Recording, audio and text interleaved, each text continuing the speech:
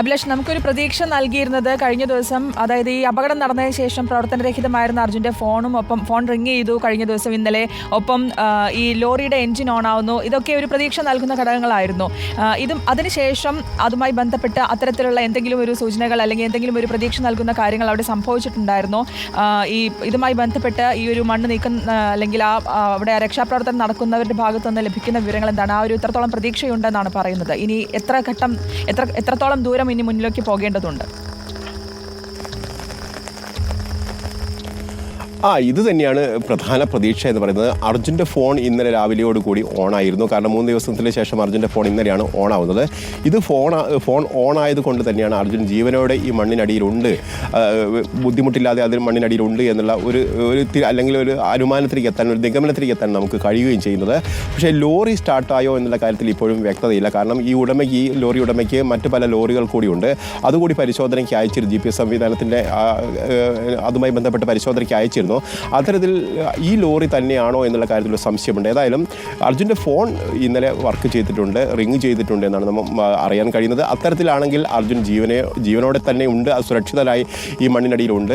അങ്ങനെയാണെങ്കിൽ പ്രത്യേകിച്ച് ഈ ഭാരത് ബെൻസിൻ്റെ ലോറിയാണ്, അതിൽ 3, 4, 5 ദിവസങ്ങൾ കഴിയുന്നതിനുള്ള സൗകര്യങ്ങളുണ്ട് എന്നാണ് നമുക്ക് മനസ്സിലാക്കാൻ കഴിയുന്നത്. AC കേബിനാണ്. അതുകൊണ്ട് ഏതെങ്കിലും തരത്തിലുള്ള ബുദ്ധിമുട്ടുകൾ അതിനകത്തുണ്ടാവാനുള്ള സാധ്യത കുറവാണ്. അതോടൊപ്പം തന്നെ ഭക്ഷണ സാധനങ്ങളും ഈ ലോറിക്കകത്തുണ്ട് എന്നുള്ള ഒരു അനുമാനം തന്നെയാണ്. പ്രത്യേകിച്ച് കാട്ടിലേക്കൊക്കെ പോകുന്ന ഒരു വണ്ടിയാണ്. അതുകൊണ്ട് ഭക്ഷണ സാധനങ്ങളൊക്കെ ശേഖരിച്ചു കൊണ്ടായിരിക്കും ഇത്തരത്തിൽ വാഹനങ്ങൾ പോകാറ്. അത് ലോറിയുടെ ഉടമയും വ്യക്തമാക്കുകയും ചെയ്യുന്നുണ്ട്. അങ്ങനെയാണെങ്കിൽ അർജുന് മറ്റ് അത്യാഹിതങ്ങളൊന്നും സംഭവിച്ചിട്ടില്ല എങ്കിൽ സുഖമായി തന്നെ ഇതിൻ്റെ ഉള്ളിലുണ്ടാകും എന്നുള്ള പ്രതീക്ഷ തന്നെയാണ്. പ്രത്യേകിച്ച് ഫോൺ ഇന്നലെ പ്രവർത്തിച്ചിരിക്കുന്ന ഒരു സാഹചര്യത്തിൽ. മറ്റൊന്ന്, മുകളിൽ നിന്ന് മണ്ണ് വീഴുന്ന ഒരു സാഹചര്യം ഇപ്പോൾ നിലവിലുള്ളത് കൊണ്ടും അതോടൊപ്പം തന്നെ ഈ നീരൊഴുക്ക് ഉള്ളത് കൊണ്ടും ഈ മണ്ണ് കൂടുതൽ ഊർന്ന് ഈ ഉള്ളിലേക്ക് വരാനുള്ളൊരു സാധ്യതയുണ്ട്.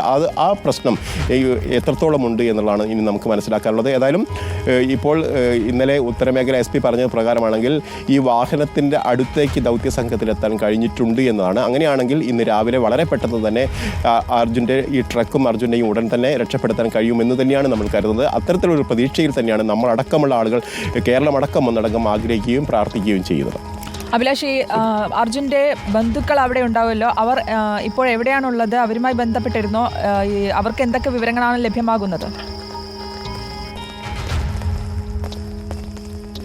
ശ്രുതി, നമ്മൾ ഇന്നലെ രാത്രി ഏതാണ്ട് 9 മണിയോട് കൂടിയാണ് ഇവിടെ എത്തുന്നത്. അപ്പോൾ തന്നെ നമ്മൾ അവരെ ബന്ധപ്പെടാൻ ശ്രമിച്ചെങ്കിൽ പോലും അത് സാധ്യമായിട്ടില്ല. നമ്മൾ അവിടുന്ന് ബന്ധപ്പെട്ടത് മാത്രമാണ് നമ്മുടെ മുന്നിലുള്ളത്. എനിക്ക് അറിയാവുന്ന കാര്യം അത്ര മാത്രമാണ്.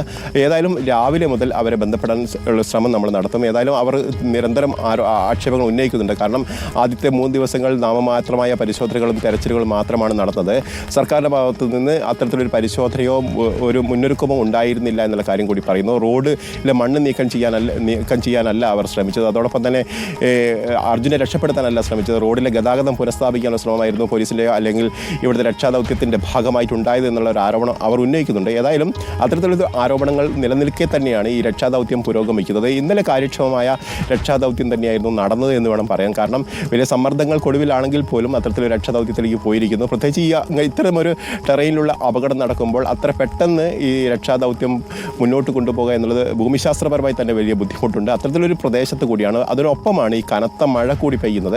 ഏതായാലും ഈ അർജുൻ്റെ ബന്ധുക്കൾ പറയുന്ന ഇത് കുറേ കൂടി ഗൗരവത്തിലെടുക്കേണ്ടുന്ന ഒരു കാര്യമാണ്. ഏതായാലും ഇന്നലെ SP പറഞ്ഞിരിക്കുന്നത് അർജുൻ്റെ കുടുംബം പറയുന്ന കാര്യങ്ങളൊക്കെ വളരെ ഗൗരവത്തിൽ തന്നെ എടുക്കുന്നു. രാവിലെ തന്നെ അർജുനെ രക്ഷപ്പെടുത്താൻ കഴിയുമെന്നുള്ള പ്രതീക്ഷ കൂടി അവർ കൂടി പങ്കുവയ്ക്കുന്നു. ഏതായാലും നമ്മളും ശുഭാപ്തി വിശ്വാസത്തിൽ തന്നെയാണ് ഇപ്പോൾ ഈ ദൗത്യസംഘത്തിൻ്റെ പ്രവർത്തനങ്ങളെ കാണുന്നത്.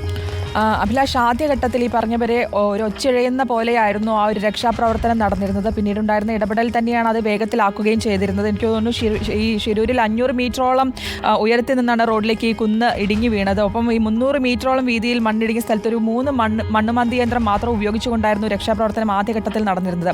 ഇപ്പോൾ അത് വേഗത്തിലാക്കുമ്പോൾ ഇന്നലെ 9 മണി വരെ രക്ഷാപ്രവർത്തനം നടന്നു. ഇന്നിപ്പോൾ രക്ഷാപ്രവർത്തനം ആരംഭിക്കുമ്പോൾ എത്രത്തോളം ശക്തമായ സംവിധാനങ്ങൾ ഈ രക്ഷാപ്രവർത്തനത്തിന് ഉപയോഗപ്പെടുത്തുന്നുണ്ട്? ഇതുമായി ബന്ധപ്പെട്ട് പോലീസ് അല്ലെങ്കിൽ അധികൃതർ, രക്ഷാദൗത്യത്തിന് നേതൃത്വം നൽകുന്നവർ പറയുന്നത് എന്താണ്? അത് നമ്മൾ തുടക്കത്തിൽ തന്നെ സൂചിപ്പിച്ച കാര്യം അതാണ്. ഉത്തര മേഖല SP നമ്മോട് തന്നെ പറഞ്ഞിരിക്കുന്ന കാര്യം കൂടുതൽ സജ്ജീകരണങ്ങളോടെ സർവ്വസജ്ജമായിട്ടായിരിക്കും ഇന്ന് ദൗത്യസംഘം ഈ അപകട മേഖലയിലേക്ക് എത്തുക. അത് അവർ രാവിലെ 6 മണി മുതൽ തന്നെ ഇവിടേക്ക് എത്തുമെന്നുള്ള കാര്യം കൂടിയാണ് പറയുന്നത്. പക്ഷേ കനത്ത മഴ ഇവിടെയുണ്ട്. ഏതായാലും അതുകൊണ്ട് ചിലപ്പോൾ വൈകാനുള്ള സാധ്യതയുണ്ടോ എന്നുള്ള ഒരു സംശയം കൂടി നിലവിലുണ്ട്. ഏതായാലും ബാംഗ്ലൂരിൽ നിന്ന് ഈ റഡാർ സംവിധാനം എത്തിക്കും. അതോടൊപ്പം തന്നെ ദൗത്യസേനാംഗങ്ങളായി കൂടുതൽ പേർ എത്താനുള്ള സാധ്യതയുണ്ട്.